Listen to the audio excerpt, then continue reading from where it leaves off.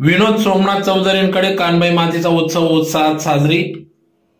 याबाबत वृत्त असे की आज दिनांक 11 ऑगस्ट 2024 रोजी सायंकाळी 7 वाजता कानबाई मातेची स्थापना करण्यात आली असून या कानबाई मातेची स्थापना दरवर्षीप्रमाणे भाविक विनोद सोमनाथ चौधरी हे दरवर्षी या ठिकाणी कानबाई मातेचा उत्सव मोठ्या उत्साहात साजरी करीत असतात।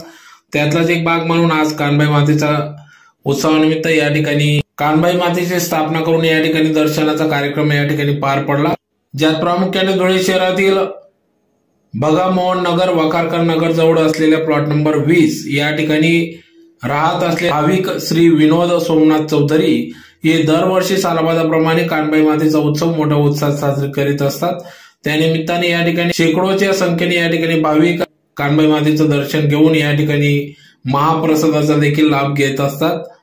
तर दिनांक 12 ऑगस्ट 2024 रोजी कानबाई मातेचा विसर्जनाचा कार्यक्रम देखील पार पडणार असून यात मोठ्या संख्येने भाविक भक्तांनी सहभागी व्हावे असे आवाहन भाविक विनोद चौधरी यांनी केले आहे।